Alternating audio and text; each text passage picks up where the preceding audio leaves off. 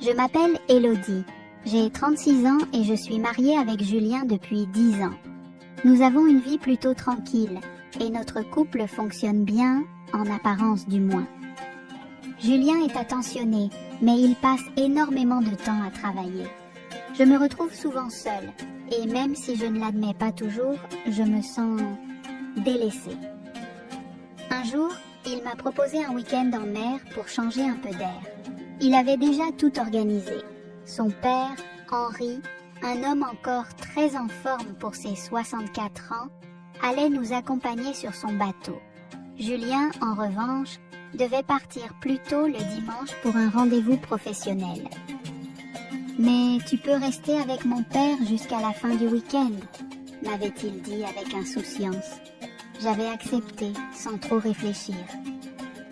La première nuit sur le bateau avait quelque chose de magique. Le vent léger, les vagues qui caressaient doucement la coque et le ciel dégagé rendaient l'ambiance presque irréelle.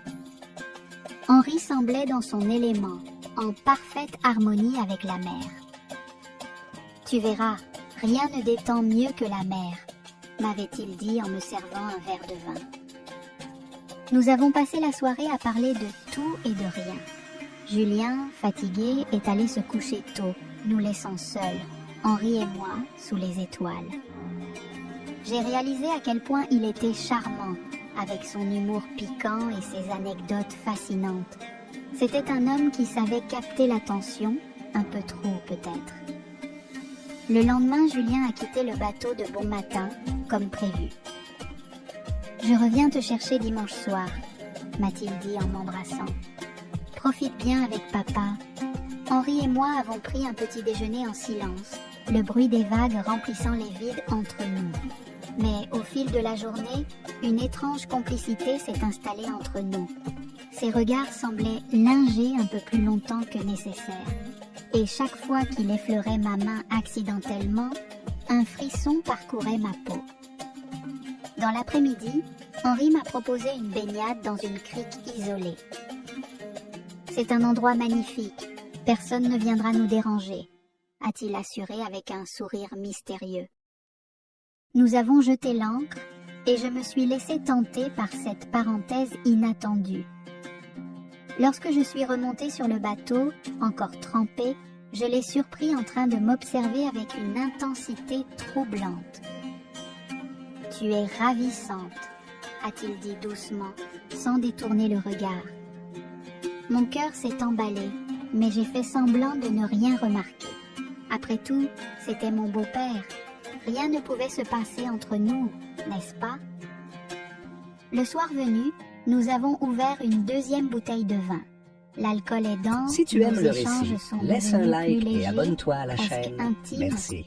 Henri a évoqué son passé, ses regrets et certaines choses qu'il aurait aimé vivre différemment. « Tu sais, la vie est courte », a-t-il murmuré en me regardant droit dans les yeux. Il s'est approché lentement, sans vraiment franchir la limite. Mais je sentais que cette frontière devenait de plus en plus floue. Mon cœur battait à tout rompre. « C'est l'alcool », me suis-je dit. Rien de plus. Pourtant, une partie de moi savait que ce n'était pas juste une question de vin. La nuit était tombée et le silence de la mer renforçait la proximité entre nous. Henri s'est assis à côté de moi, si proche que nos épaules se frôlaient. « On devrait aller se coucher », ai-je murmuré, à moitié pour lui et à moitié pour moi-même, tentant de fuir cette situation dangereuse. Mais au lieu de se lever, il m'a prise par la main. « Tu ne le veux pas vraiment, n'est-ce pas ?» a-t-il soufflé à mon oreille, sa voix grave résonnant en moi d'une manière inexplicable. J'étais piégée entre le désir et la peur, incapable de bouger, incapable de répondre. Le lendemain matin, l'atmosphère était lourde. Nous avions passé la nuit chacun de notre côté, mais le souvenir de cette tension ne me quittait pas. Chaque geste de sa part semblait calculé, chaque regard lourd de sous-entendu. Je me répétais que rien n'arriverait, que c'était juste un jeu dangereux. Nous avons levé l'ancre pour naviguer un peu plus loin. Le vent était tombé et la mer était d'un calme inquiétant. « C'est comme si elle attendait quelque chose », a-t-il murmuré, les yeux rivés sur l'horizon. Alors que nous étions ancrés au large, Henri a proposé de m'apprendre à manœuvrer le bateau. C'est une compétence utile, surtout si tu veux revenir ici un jour, a-t-il plaisanté. Sa main s'est posée sur la mienne, guidant mes gestes sur le gouvernail. Le contact a été bref, mais suffisant pour faire éclater en moi une tempête de sentiments contradictoires. Je sentais que j'étais sur le point de franchir une limite. Mais laquelle? Celle de l'interdit? Celle du désir? Chaque instant passé avec lui rendait plus difficile de garder la tête froide. Nous avons terminé la journée sur le pont, une autre bouteille de vin entre nous. Le soleil se couchait lentement et l'air était saturé de cette tension presque insoutenable. Henri m'a regardé une nouvelle fois, mais cette fois-ci, son regard disait tout. Il ne forçait rien, mais il savait que j'étais sur le point de céder. Personne n'a besoin de savoir, a-t-il dit simplement, comme s'il lisait dans mes pensées. Ce qui se passe sur cette mer reste entre elle et nous. L'instant fatidique était là, suspendu dans le silence du crépuscule. Mes pensées se bousculaient. Allais-je céder à cette tentation interdite, ou allais-je rester fidèle à Julien et à la vie que nous avions construite ensemble? Henri ne disait rien, mais son regard était une invitation silencieuse, une promesse de plaisir et de liberté. Je savais que je jouais avec le feu, mais parfois, le feu attire plus que tout. Alors que la nuit tombait sur la mer calme, nous sommes restés côte à côte sur le pont, le silence entre nous plus assourdissant que jamais. Henri ne faisait rien pour me pousser, mais chaque seconde passée à ses côtés rendait plus difficile de résister. « Tu devrais aller te reposer », ai-je dit d'une voix hésitante. « Demain, on doit lever l'ancre tôt. » Il a souri, un sourire plein de malice, mais il s'est levé sans protester. « Bonne nuit, Élodie », a-t-il murmuré avant de descendre sous le pont. Je suis restée seule, le regard perdu dans le noir infini de la mer. Mon esprit était en ébullition. Pourquoi étais-je autant troublée? Ce n'était qu'un homme, le père de mon mari, et pourtant il avait réussi à éveiller quelque chose en moi que je ne savais plus gérer. Le lendemain, je me suis levée tôt, espérant que le vent frais du matin dissiperait mes pensées troubles. Henri était déjà sur le pont, occupé à vérifier les cordages. Il m'a salué comme si de rien n'était, son comportement impeccable, comme un homme qui n'avait rien à cacher. « Bien dormi ?» m'a-t-il demandé avec un sourire en coin. « Oui, merci », ai-je répondu sans grande conviction, tout en détournant le regard. La tension restait palpable, malgré nos tentatives de normalité. En fin de matinée, alors que nous naviguions vers une autre crique, un problème technique est survenu. L'hélice du bateau s'est bloquée, nous forçant à jeter l'ancre. « Il va falloir plonger pour vérifier ça », a annoncé Henri avec calme. Sans attendre, il s'est déshabillé, ne gardant que son maillot de bain, et a plongé dans l'eau cristalline. Le voir ainsi, parfaitement à l'aise dans son élément, a ravivé en moi un tourbillon de sensations que je tentais désespérément de réprimer. Lorsqu'il est remonté sur le bateau, ruisselant d'eau salée, je me suis surprise à détourner le regard avec difficulté. « Tu viens ? L'eau est parfaite », m'a-t-il lancé en passant une main dans ses cheveux mouillés. J'ai hésité, mais j'ai fini par céder. Je me suis changée en silence, enfilant un maillot de bain, et j'ai plongé à mon tour. L'eau était incroyablement douce, presque apaisante. Henri s'est approché doucement de moi dans l'eau, sans un mot, comme s'il attendait que je fasse le premier pas. Le silence de la mer nous enveloppait. Ses yeux brillaient d'une lueur que je connaissais trop bien. Un mélange d'envie et de curiosité, une invitation silencieuse. Mais il ne bougeait pas, laissant la décision entre mes mains. Alors que l'instant devenait insoutenable, le son d'un bateau à moteur a brisé le silence. Un petit voilier s'approchait de notre crique, ramenant un couple de pêcheurs locaux venus s'amarrer non loin de nous. L'instant était passé, emporté par l'arrivée inattendue de ces inconnus. Henri a soupiré, puis m'a offert un sourire amusé. « La mer a toujours ses surprises », a-t-il commenté, en haussant les épaules. J'ai saisi cette opportunité pour remettre de la distance entre nous, mon cœur battant encore à tout rompre. Une fois de retour sur le bateau, nous avons repris le cours de la journée comme si rien ne s'était passé. J'essayais de me convaincre que tout n'était qu'un jeu dangereux, une parenthèse sans conséquence. Mais chaque regard de Henri me rappelait que cette parenthèse pouvait encore se rouvrir à tout moment. Je savais que j'étais en train de marcher sur une ligne très fine et qu'au moindre faux pas, je pourrais plonger dans quelque chose d'irrémédiable. Le soir venu, après cette journée tumultueuse, nous avons décidé de préparer le dîner ensemble. Sur ce bateau, l'espace restreint rendait chaque geste intime. Nos mains se frôlaient au moindre mouvement et chaque échange de regards était un rappel silencieux du désir qui flottait dans l'air. « Tu es vraiment à l'aise ici, on dirait », lui ai-je dit, espérant briser la tension. « La mer est mon refuge », a-t-il répondu, un sourire au coin des lèvres. « Et toi, qu'est-ce que tu cherches à fuir, Élodie ?» Sa question m'a déstabilisée. Je n'avais pas de réponse immédiate. Fuyais-je l'absence émotionnelle de Julien ou étais-je simplement attirée par l'interdit, par cet homme qui semblait lire en moi avec une clarté troublante? Après le dîner, j'ai décidé de m'isoler un moment. « Je vais me coucher », ai-je annoncé en m'éclipsant vers ma cabine. Mais même en étant seule, je n'arrivais pas à trouver la paix.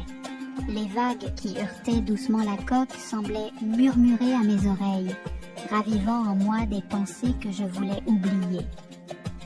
J'ai essayé de fermer les yeux, mais mon esprit retournait toujours vers Henri.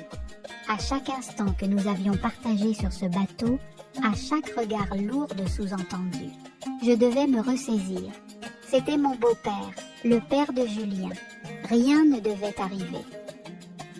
Alors que j'étais allongée, les yeux fixés sur le plafond de ma cabine, un bruit de pas résonna sur le pont. Quelques instants plus tard, Henri est apparu à la porte, une expression indéchiffrable sur le visage. « Tu ne dors pas ?» a-t-il demandé doucement. « Non, pas encore », ai-je répondu, ma voix à peine un murmure. Il s'est avancé lentement, sans forcer, mais chaque pas vers moi me faisait battre le cœur plus fort. « Je ne voulais pas te déranger », a-t-il ajouté. Le silence s'étira entre nous, épais et chargé de ce non-dit qui nous oppressait depuis des jours. « Si tu préfères que je m'en aille, je peux partir », souffla-t-il, mais il ne bougea pas. Je savais qu'à cet instant, tout tenait à un fil. Il n'avait encore rien fait de condamnable, mais l'intention était là, flottant entre nous comme une ombre invisible. « Tu devrais partir », ai-je fini par dire, ma voix tremblante. Henri n'a pas insisté. Il s'est contenté de me fixer quelques secondes de plus, puis a hoché la tête avec un sourire résigné. « Bonne nuit, Élodie », a-t-il murmuré avant de s'éclipser lentement. Lorsque la porte se referma derrière lui, un mélange étrange de soulagement et de frustration m'a envahi. J'avais résisté, pour l'instant. Mais je savais aussi que l'histoire n'était pas encore terminée. La tentation restait là, prête à ressurgir au moindre moment de faiblesse. Le lendemain matin, alors que le soleil se levait sur une mer calme, Julien envoya un message. « Je dois rester en ville pour des affaires imprévues. Prenez le bateau et amusez-vous. » Mon cœur se serra. Julien ne reviendrait pas avant plusieurs jours. Henri, qui avait entendu la nouvelle, s'approcha de moi. « Juste nous deux alors », dit-il doucement, avec ce sourire en coin que je n'arrivais plus à ignorer. Une sensation étrange m'envahit, une combinaison de peur et d'excitation, comme si le dernier rempart de ma résistance venait de s'effondrer. L'après-midi, Henri décida que nous irions mouiller l'ancre dans une crique encore plus isolée, inaccessible aux touristes. « Personne ne viendra ici », m'assura-t-il en jetant l'ancre. Le décor était magnifique, une eau turquoise bordée de falaises abruptes, le silence absolu. Nous avons nagé ensemble, plongé, ri, et à chaque moment passé dans cette intimité, l'air devenait plus lourd de désir. De retour sur le bateau, je sentais que nous ne pouvions plus ignorer ce qui brûlait entre nous. Henri se tenait là, son regard ancré dans le mien, plus proche que jamais. « Élodie » murmura-t-il en attrapant doucement ma main. Je n'ai pas reculé.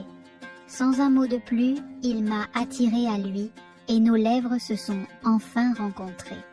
C'était comme si tout le poids des jours passés éclatait en une seule seconde. Le goût de l'interdit, de la passion retenue trop longtemps, me submergea. Nous avons fait l'amour là, sur le pont du bateau, avec la mer comme seul témoin. Chaque geste, chaque baiser était empreint d'une intensité que je n'avais jamais connue. C'était irréfléchi, dangereux, et pourtant je ne pouvais plus m'arrêter. Le reste de la journée s'écoula dans une étrange complicité. Nous savions ce que nous venions de faire, mais ni lui ni moi n'avions envie de parler de ce que cela signifiait. C'était comme un pacte tacite. Ce qui s'était passé sur le bateau resterait entre nous. Cependant, chaque regard que nous échangions désormais portait la marque de ce moment partagé. « Nous devrions rentrer », proposa Henri d'une voix douce, mais je sentais que l'idée même de revenir à la réalité lui pesait autant qu'à moi. Lorsque nous avons enfin accosté et retrouvé Julien, tout semblait reprendre son cours normal, en apparence. Mais rien ne serait plus jamais comme avant. Chaque sourire échangé entre Henri et moi était un rappel silencieux de ce que nous avions vécu. Je savais que j'avais franchi une ligne et il n'y avait plus de retour possible. Le souvenir de cette journée sur la mer resterait gravé en moi, un secret emporté par les vagues, mais toujours prêt à ressurgir. Et chaque fois que je regarderais Henri, je saurais que sous cette surface calme se cachait l'écho de notre trahison. Un écho que personne d'autre ne pourrait jamais entendre. De retour sur la terre ferme, tout sembla revenir à la normale, du moins en apparence. Julien nous accueillit avec un sourire chaleureux, ignorant totalement la tempête qui avait éclaté en son absence. « Alors, vous avez passé un bon moment ?» demanda-t-il en serrant son père dans ses bras. Henri répondit avec une aisance déconcertante. Oui, c'était parfait. La mer était magnifique. Je me contentais d'un sourire forcé, essayant de cacher l'ouragan d'émotions qui grondait en moi. Mais au fond, je savais que rien ne serait plus pareil. Les jours suivants furent marqués par un silence complice entre Henri et moi. Aucun mot n'était nécessaire. Nous savions tous deux que ce qui s'était passé sur la mer resterait un secret inavouable. Chaque regard échangé, chaque moment volé à l'attention de Julien était chargé de ce souvenir brûlant. Je ne savais pas si je regrettais. Il y avait un mélange confus de culpabilité et de désir qui me suivait comme une ombre. L'interdit avait un goût amer, mais il restait en moi, inscrit dans ma mémoire, impossible à effacer. Avec le temps, je repris mon rôle de femme parfaite, accompagnant Julien comme si rien n'avait changé. Mais chaque fois que nous voyions Henri, je sentais ce frisson interdit me traverser, comme si notre secret vivait toujours, dissimulé sous les apparences. Henri, de son côté, se comportait avec une nonchalance parfaite, jouant son rôle de père et beau-père sans jamais trahir quoi que ce soit. Mais dans les silences, dans ces moments fugaces où nos chemins se croisaient, je sentais que ce lien invisible entre nous ne disparaîtrait jamais. Je pensais pouvoir tout contrôler. Je croyais que ce qui s'était passé sur la mer resterait là-bas, emporté par les vagues. Mais la réalité est que les souvenirs ne s'effacent pas si facilement, et chaque mensonge que je racontais à Julien me rappelait que j'avais trahi sa confiance. La mer avait été le théâtre de mon évasion, mais aussi le lieu de ma chute. Désormais, je devais vivre avec ce poids, seule. Il n'y aurait jamais de confession, seulement ce secret partagé, flottant à jamais entre moi et Henri. Les jours passèrent, les semaines aussi. Julien ne soupçonna jamais rien et la vie suivit son cours. Mais je savais, au fond de moi, que ce genre de secret finit toujours par laisser des traces. Et à chaque regard de Henri, à chaque sourire esquissé en silence, je comprenais que l'histoire n'était peut-être pas aussi terminée que je voulais le croire. La mer garde ses secrets, mais le cœur, lui, ne les oublie jamais.